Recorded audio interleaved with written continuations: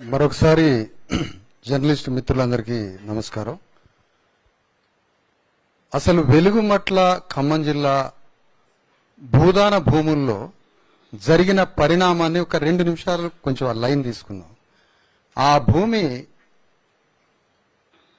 భూమిలో జరిగినటువంటి పరిణామాల క్రమంలో ఈరోజు పరిష్కారం చూపించటమని ప్రభుత్వం ముందుకొచ్చింది.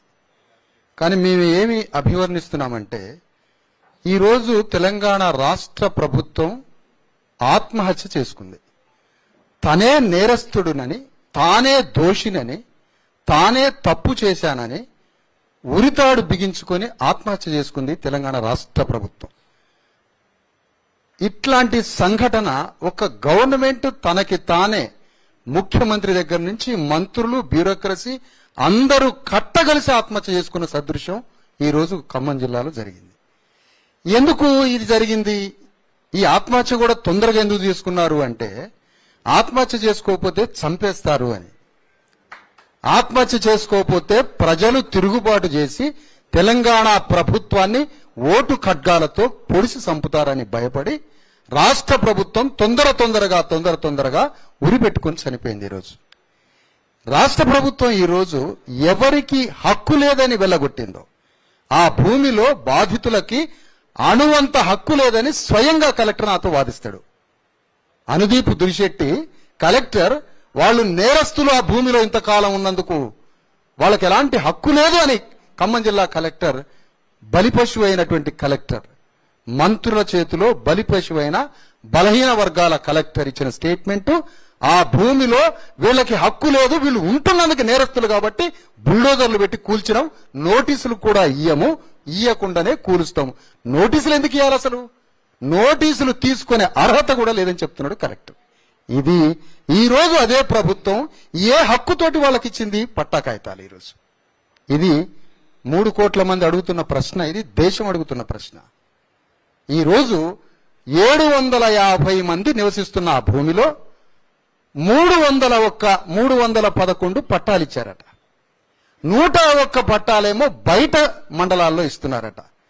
కానీ 750లో 412 పోతే ఇంకా 300 మంది బాధితులు ఉన్నారు. అందులో 200 మంది బయట టీటీడీ భవనంలో, 150 మంది దాదాపుగా అంబేద్కర్ భవనంలో ఉన్నారు. వాళ్ళు గగ్గోలు పెట్టి ఏడుస్తున్నారు, మా సంగతి ఏంటి అని. ఈరోజు మేము అంటున్నాం, మీరు పట్టాలు ఇచ్చింది ఎవరికి? మొదటి ప్రశ్న. వాళ్ళు న్యాయమైన అర్హత ఉన్నవారా, లేకపోతే మీకు సంబంధించిన వాళ్ళ? గ్రామాలలో ఇందిరమ్మ ఇళ్లు లబ్ధిదారుల్లో జరుగుతున్న మోసాలు ఎక్కడ చేస్తున్నారా? అసలు ఎవరికి మీరు పట్టాలు ఇస్తున్నారు? ఎవరికి పట్టాలు ఇవ్వడం లేదు.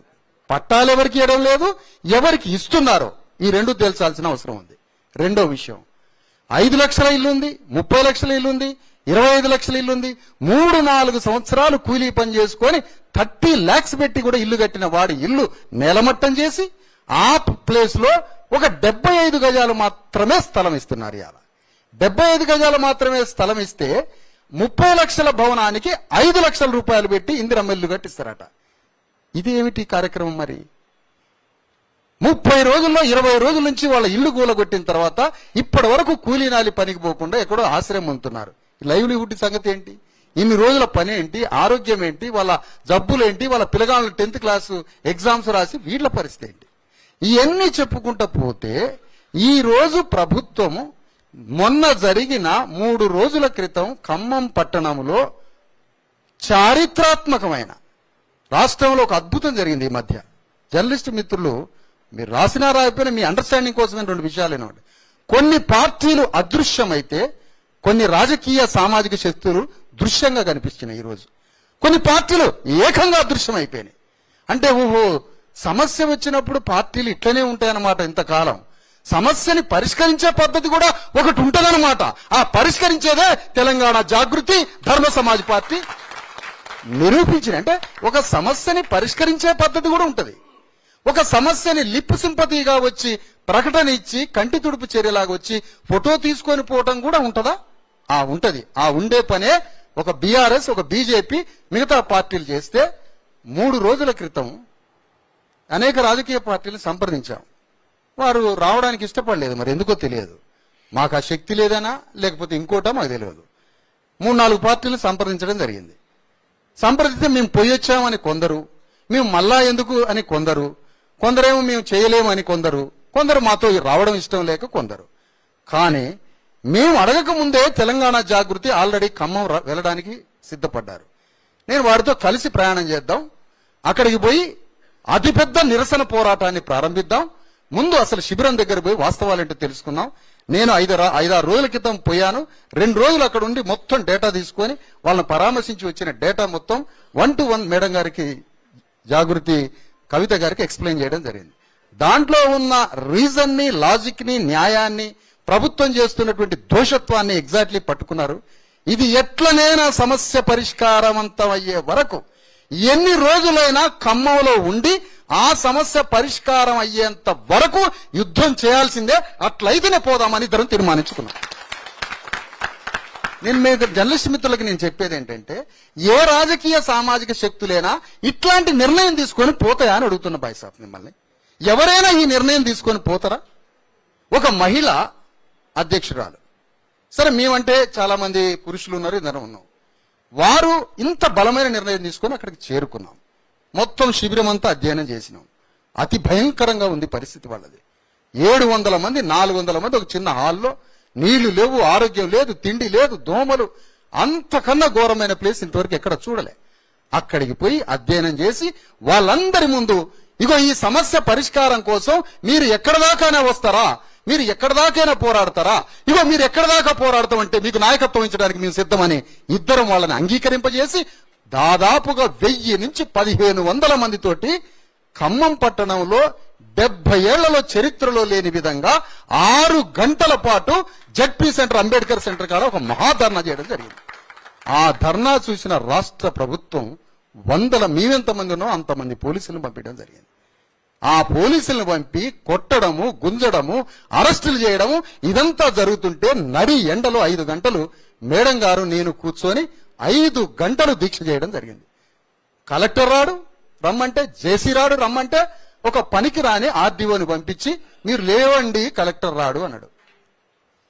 రాము, మేము లేవం, మాకు సమస్య పరిష్కారానికి సంబంధించిన కలెక్టర్ నుంచి ఒక హామీ పత్రం వచ్చిందాక మీ ఇక్కడి నుంచి లేవని చెప్పాం.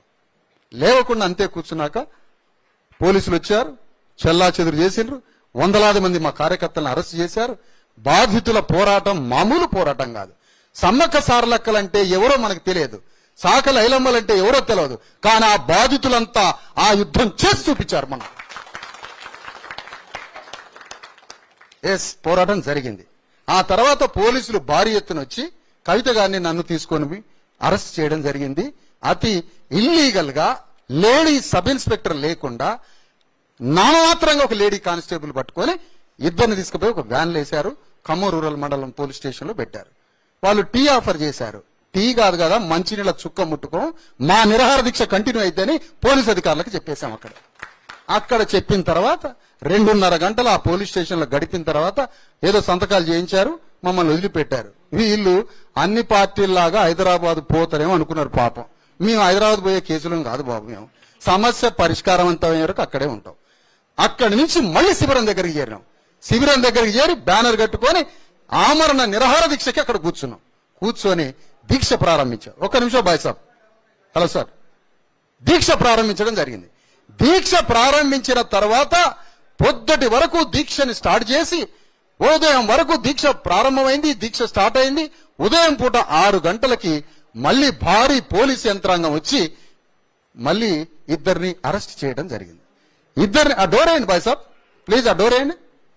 ఇద్దరిని అరెస్ట్ చేయడం జరిగింది. అరెస్ట్ చేసి తెల్లవారుజామున నిద్రలో ఉన్న మనిషిని గుంజుకొని పోవడం, అట్లా లేపి కూర్చోబెట్టడం కాదు, నిద్రలో ఉన్న మనిషి మీద బెడ్షీట్లు తీసి పారేసి అమాంత లిఫ్ట్ చేసి వెహికల్స్ లో ఎటు తీసుకుపోతున్నారో తెలియదు, ఏం చేస్తున్నారో తెలియదు, వెహికల్స్ లో వేశారు. సరే మేమంటే ఎట్లా ఉండ, ఒక మహిళను తీసుకుపోయి వితౌట్ మళ్ళీ సెకండ్ టైం లేడీకి సంబంధించినటువంటి సబ్ ఇన్స్పెక్టర్ లేకుండా లిఫ్ట్ చేశారు. తన వెహికల్ ఎక్కించారు, నన్ను ఒక వెహికల్ ఎక్కించారు. పోతూ పోతూ కొంత దూరం పోయాక మరి హైదరాబాదా ఎక్కడ తీసుకుపోతున్నారంటే హైదరాబాదే అన్నారు. లాస్ట్ కి తీసుకుపోయి హైదరాబాద్ లో వారిని దింపారు. నా ఆఫీస్ దగ్గర నన్ను దింపారు. దింపిన వెంటనే ఒక్క సెకండ్ కూడా ఎక్కడ నా వెహికల్ ఆపకపోయేసరికి దిగినాక 2 గంటలు అప్పటికే దీక్ష సాగింది. రాత్రంతా దీక్ష జరిగింది. వెహికల్ వచ్చేసరికి 2 గంటలు కొంచెం అక్కడ పడిపోవడం, ఆ తర్వాత మళ్ళీ ఎవరికి వాళ్ళు ఎవరి ప్రాంతంలో వాళ్ళు దీక్ష కంటిన్యూ చేయాలని మేడం గారు వాళ్ళ ఇంట్లో ఆమరణ దీక్ష కంటిన్యూ చేశారు, నా ఆఫీసులో నేను దీక్ష కంటిన్యూ చేశాను.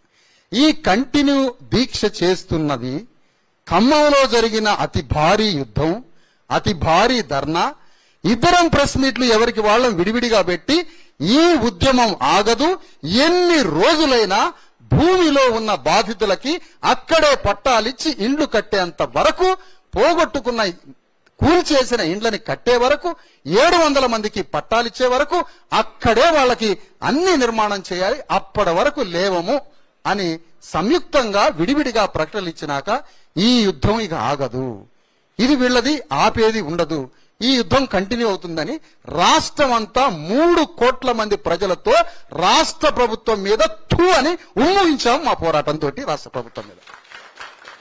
ఎందుకు ఇంత కఠినంగా మాట్లాడాల్సి వచ్చింది? ఎస్, గవర్నమెంట్ మీద ఇలాంటి మానసిక విప్లవం వస్తేనే గవర్నమెంట్లు చేంజ్ అయ్యేది. అదే భావజాల ప్రతిఘటన వ్యాప్తి. అది ఆ వ్యాప్తి జరిగింది. గవర్నమెంట్ డిమోరలైజ్ అయింది, ఆత్మరక్షణలో పడింది, భయం పట్టుకున్నది, ఏం చేయాలని అర్థం కాలేదు, తత్తరపాటుకు గురైంది, ఏం డాక్యుమెంట్స్ తయారు చేయాలని అర్థం కాలేదు, ఏ విధంగా ప్రజెంట్ చేయాలో తెలియదు.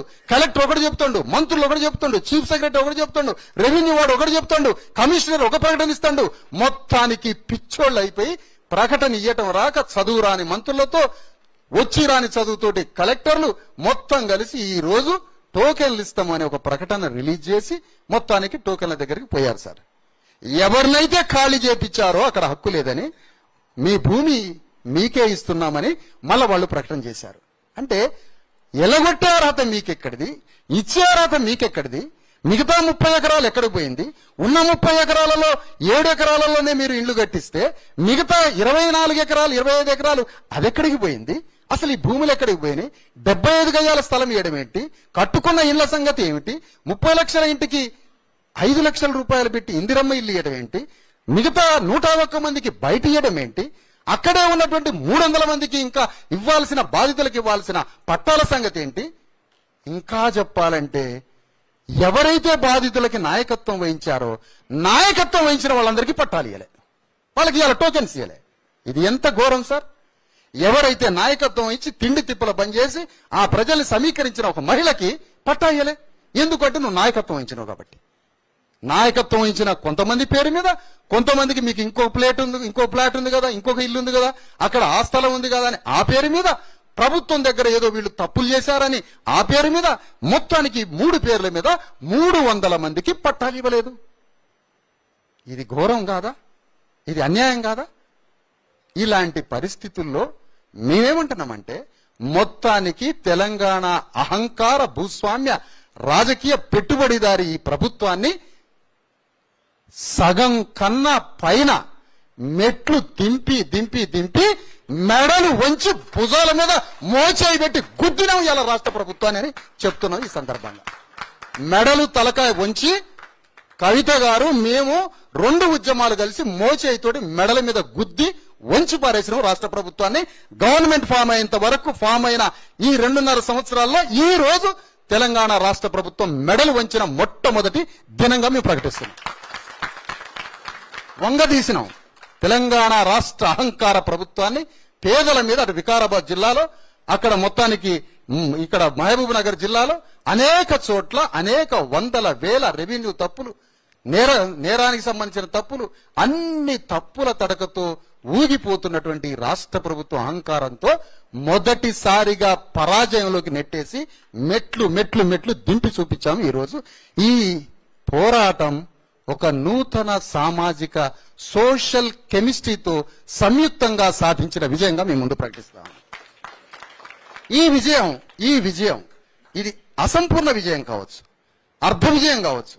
ప్రభుత్వాన్ని కిందికి దింపి అక్కడ ఎక్కడైతే ప్లాట్లలో ఒకటే సింగిల్ డిమాండ్, ఏ ప్లాట్లలో ఏ భూదాన భూముల్లో ఆత్మగౌరవంతో భూములు పోగొట్టుకున్నారో, ఎక్కడి నుంచి మెడలు పెట్టి ఈడ్చుకొచ్చారో, ఎక్కడి నుంచి కొట్టి తీసుకొచ్చారో, ఎక్కడ వాళ్ళ ఇల్లు నేలమట్టం చేశారో ఆ భూమిలోనే వాళ్ళని తీసుకుపోయి పట్టాలిచ్చే దశకు తీసుకురావడం అంటే ఇది మామూలు విషయం కాదని చెప్తున్నాను.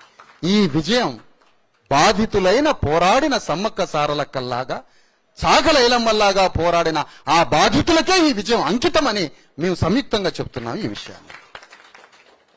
ఈ క్రమంలో ఈ పరిస్థితుల్లో మొత్తానికి ఇక్కడ సమస్యలు కొన్ని జరిగినాయి. ఇంకా 300 మందికి ప్లాట్లు ఇవ్వాలి. కట్టిన ఇండ్లు కూలగొట్టారు కాబట్టి అది 30 లక్షలు 20 లక్షలు ఎస్టిమేషన్ వేసి దానికి ఒక లెక్క తయారు చేసి ఆ పైసలు వాళ్ళకి ఇవ్వాలి. ఆ పైసలతో ఈ 5 లక్షలు కాదు, ఆ ఇంటి వాల్యూ ప్రకారం కట్టియాలి. 20 రోజులు కూలీనాలి పని చేసి మొత్తం భయంకరమైనటువంటి వ్యవస్థలు ఉన్నారు కాబట్టి ప్రతి కుటుంబానికి 1 నుంచి 2 లక్షల రూపాయలు ఈ పని పోగొట్టుకున్నందుకు ఇవ్వాలి. ఇండ్ల వాల్యూని కట్టియాలి. అందరికి స్థలాలు ఇవ్వాలి. 24 ఎకరాల భూమిని స్కూల్స్ కట్టిస్తాం, గ్రౌండ్స్ వేపిస్తాం అంటున్నారు. ఇది పచ్చి బోగస్ మాట అని చెప్తున్నాం మేము. ముందు వాళ్ళ సమస్య నుంచి బయటపడటానికి సచ్చి బతికి 7 ఎకరాలే బయటికి తీశారు.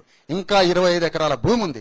ఆ 25 ఎకరాల భూమిలో వీళ్ళకి 75 గజాలతో పాటు ఇంకా అదనంగా ఇస్తూ మిగతా 300 మందికి కూడా బాధితులకు అక్కడే స్థలాలు ఇచ్చి అక్కడే వాళ్ళకి ఇండ్లు కట్టించి అప్పుడు మిగతా 30 ఎకరాలు ఇంకోటి ఉంది కదా 60 ఎకరాలు, దాంట్లో మీరు అక్కడ కట్టియండి పార్కులు స్కూల్స్ అని కోరుతా ఉన్నాం. అంటే టోటల్ 62 ఎకరాలు మొత్తం వీళ్ళకే ఇవ్వాలి అని కోరుతున్నాం ఈ సందర్భంగా. అందుకని ప్రభుత్వం ఒక రకంగా కాళ్ళు పట్టుకున్నట్టే, బాధితుల కాళ్ళు ఈ రోజు దండం పెట్టినట్టే, తప్పు చేసినట్టే, చెంపలేసుకున్నట్టే, క్షమాపణ కోరినట్టే. అది లాంగ్వేజ్ పరంగా అది చెప్పలేరు కాబట్టి మనకు అర్థమైపోయింది వాళ్ళ లాంగ్వేజ్ నుంచి. మొత్తంగా ఈ రోజు మీ అందరికీ తెలియజెప్పాల్సిన విషయం ఏంటంటే, మేము ఆమరణ నిరాహారదీక్ష చేస్తున్నాం. మేము మళ్ళీ చెప్తున్నాం సగర్వంగా, మళ్ళీ సగర్వంగా చెప్తున్నాం జస్టిస్ ఈశ్వరయ్య గారి ముందు, వారి ప్రత్యక్ష ఆధ్వర్యంలో జరుగుతున్న ఈ పోరాటం గురించి అనేక మంది పెద్దలు, ఇండియన్ ఎక్స్ప్రెస్ చాలా వెరీ సీనియర్ ఇండియాలోనే ఒక పెద్ద జర్నలిస్ట్ ముందు, అశోక్ అన్న ముందు, అందరి ముందు చెప్తున్నాం. ఇది ఖమ్మంలో తెలంగాణ జాగృతి ధర్మ సమాజ్ పార్టీ సంయుక్తంగా చేసిన యుద్ధం వల్ల మాత్రమే జరిగింది రాష్ట్ర ప్రభుత్వం యొక్క విజయం. అఫ్ కోర్స్ అనేక మంది యొక్క యాడ్ కావచ్చు, అనేక ప్రజా సంఘాలు, అనేక వ్యక్తులు, శక్తుల యొక్క యాడ్ కావచ్చు. మేజర్ ఫోర్స్, మెయిన్ ఫోర్స్ ఇంత మొండిగా పనేంత దాకా అక్కడ కూర్చుంటామనే ఈ టైప్ పోరాటం ఎక్కడ మేము వినలేదు, ఎక్కడ చూడలేదు. ఎన్ని రోజులైనా మేము ఖమ్మంలో కూర్చొని సమస్య పరిష్కరిస్తామన్న ఈ టైప్ పోరాటం రాష్ట్రంలో ఎవరు చూడలేదు అని ప్రతి ఒక్కళ్ళు అంటున్న మాట ఇది. అందుకని ఈ సందర్భంగా 2 అంశాలు మీ ముందు ప్రతిపాదిస్తున్నాం. ఈశ్వరయ్య గారు ఇంతకు ముందు నుంచి 2 గంటల నుంచి అయ్యా మీరు ఎవడూ మెడలు వంచండి, మీరు రాష్ట్ర ప్రభుత్వాన్ని మెడలు వంచి గుంజకొచ్చారు. మీరు ఇంతే ఆమరణ నిరాహారదీక్ష చేస్తారా? ఇది ఇంతే కంటిన్యూ చేస్తారా? చేయొద్దు. ఎందుకు? రాష్ట్ర ప్రభుత్వాన్ని దించి మెడలు వంచి గుంజకొచ్చి వాళ్ళకి పట్టాలు ఇప్పించారు. మిగతా ఏమైనా పనులుంటే, ఇంకా చేయాల్సిన అసంపూర్ణంగా మిగిలి ఉంటే ఖమ్మం పోదాం, మొత్తం పర్యవేక్షిద్దాం, మొత్తం కమిటీ లాగా పోయి ఫ్యాక్ట్ ఫైండింగ్ లాగా పోయి రాసుకొని వద్దాం. వాటికి మళ్ళీ 2వ పోరాటంగా మీరు మళ్ళీ పోరాటాన్ని కంటిన్యూ చేయండి. ఇది విరమణ కాదు, విరామం తీసుకోండి అంటున్నాడు జస్టిస్ ఈశ్వరయ్య గారు. ఇది విరమణ కాదు, విరామం తీసుకోమంటాడు. విరామం తీసుకోవడానికి నేనే మీకు వచ్చి నిమ్మకాయ రసం తాపిస్తా అని పెద్ద మనిషి, ఊరికి పోయే మనిషి ఇక్కడికి వచ్చి తాపిస్తా, మీరు విరామం తీసుకోండి. ఒక 4 రోజుల తర్వాత 5 రోజుల తర్వాత ఖమ్మం పోయి మొత్తం ఫ్యాక్ట్ ఫైండింగ్ తో తెలుసుకుందాం. ఇంకా రావాల్సిన లబ్ధి ఏవైతే ఉందో అది 50% దాకా ఇంకా రావాల్సినవి ఉన్నాయి, అనేక పెండింగ్స్. అవన్నీ మరి ప్రకటించుకొని చేసుకుందాం. మీరు ఈ రోజు అయితే విరమించండి అని వారు కోరారు.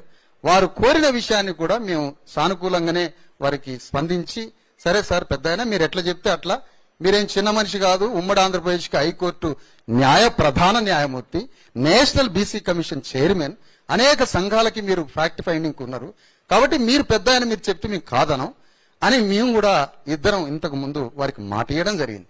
మీరు మరొకసారి మీరు ఏం ప్రతిపాదిస్తారో ప్రతిపాదించండి, మీరు చెప్పినట్టుగా మేము ఉంటాం. ఇక 2వ విషయం అయ్యా, ఒక్క మాట. 2వ విషయం, ఈ సంయుక్తంగా చేసిన ఈ నూతన ఉద్యమం తెలంగాణ చరిత్రలో, తెలంగాణ రాష్ట్ర చరిత్రలో ఒక సమస్యని పట్టుకొని మొండిగా జగమొండిగా ఈ పనయ్యేంత వరకు కదలము అని చెప్పడం ఏంటి అసలు?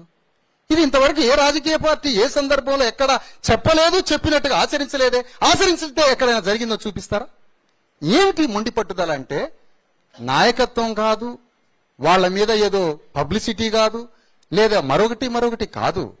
వాళ్ళ మీద, బాధితుల మీద, కటిక పేదల మీద జరిగిన అన్యాయం మీద ఎంతో ఆక్రోశం, ప్రభుత్వం మీద, ప్రజల మీద ఎంతో ప్రేమతో తట్టుకోలేక వీళ్ళకి న్యాయం జరిగేంత వరకు పోరాడాలని గుండెల్లో నిర్ణయం తీసుకున్నాం కాబట్టి ఈ పోరాటం జరిగిందని మీ అందరి సభాముఖంగా తెలియజేస్తాము. ఇది ఫీల్, కడుపులో నుంచి వస్తున్నటువంటి ఫీల్. మరి ఈ ఫీల్, ఈ సంయుక్త పోరాటం ఇక్కడ దాకా ఆపుదామా? మిగతా 3 కోట్ల మందికి సమస్యలు ఉన్నాయి కదా, ప్రజా సమస్యలు ఎన్నో ఉన్నాయి కదా.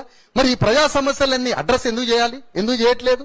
కమ్యూనిస్ట్ పార్టీలు మాయమని, అనేక పార్టీలు మాయమని, బీఆర్ఎస్ వచ్చి లిప్ సింపతి చూపించింది, బీజేపీ వాడు పరారైపోయాడు, కాంగ్రెస్ వాడు సమాధి చేసిండు. మరి ఎవరు నమ్ముకోవాలో ప్రజలు? ఇప్పుడు ప్రజలకు ఏం సంకేతం ఇవ్వాలా? ఎవరు పోరాడాలి? వాళ్ళ తరఫున ఎవరు ఉండాలి? ఇగో ఈ ప్రశ్నకి సమాధానమే ఈ రోజు అనేక విషయాలు మాట్లాడుతున్న క్రమంలో భవిష్యత్తులో జాగృతి కవిత గారి నాయకత్వం నడుస్తున్న జాగృతితో, అయ్యా సార్ ప్లీజ్, ధర్మ సమాజ్ పార్టీ జాగృతి, తెలంగాణ జాగృతితో కలిసి మరిన్ని సంఘాలని కలుపుకొని, మరిన్ని ప్రోగ్రెస్ ఐడియాలజీతో కలుపుకొని, ట్రాన్స్ఫార్మ్ అయ్యి కొన్ని స్టెప్స్ అటు ఇటుగా చేంజ్ చేసుకొని ఎవరైనా వస్తే వాళ్ళని కలుపుకొని, అనేక బీసీ ఎస్సీ ఎస్టీ సంఘాలని కలుపుకొని, కలిసి వచ్చే ప్రోగ్రెస్ రాజకీయ వేదికల్ని కలుపుకొని తెలంగాణ రాష్ట్రంలో ప్రజా సమస్యల పరిష్కారం కోసము మరియు కాంగ్రెస్ పార్టీ ఇచ్చిన 420 హామీల సాధన కోసము ఒక మహాయుద్ధం సంయుక్తంగా చేయబోతున్నామని ప్రకటిస్తున్నాం. ఈ పోరాటం కంటిన్యూ చేస్తాం. ఖమ్మంలో మా కార్యకర్తల్ని విపరీతంగా కొట్టడం జరిగింది, వాళ్ళని బయటికి పంపడం జరిగింది. నిన్న అక్కడ ఉన్న రాంబాబు, జిల్లా అధ్యక్షుడు రాంబాబు చారి, ఆయనను కూడా కొద్దిగా కష్టపడుతున్నారు. ఎందుకంటే 15 రోజుల నుంచి శిబిరం నడిపిస్తున్నారమ్మా వాళ్ళందరూ కలిసి. ఆ రాంబాబు మీద ఎలాంటి పోలీసులు ఎలాంటి చర్య చేయొద్దు, రాంబాబుకి ఏం జరగొద్దని ఈ వేదిక నుంచి కోరుతున్నాం. అక్కడ ఉన్న జాగృతి కార్యకర్తలకు కూడా ఎవరు టచ్ చేయొద్దని కోరుతున్నాం. వారి తరఫున మాట్లాడుతున్నా నేను. ఎవరిని ముట్టుకునే అర్హత లేదు. పోరాటం చేశాం, గవర్నమెంట్ ట్రాన్స్ఫార్మ్ అయిందా, అనివార్యతతో పడ్డదా, ఆత్మహత్యకు పాల్గొన్నదా ఏందో మాకు తెలియదు.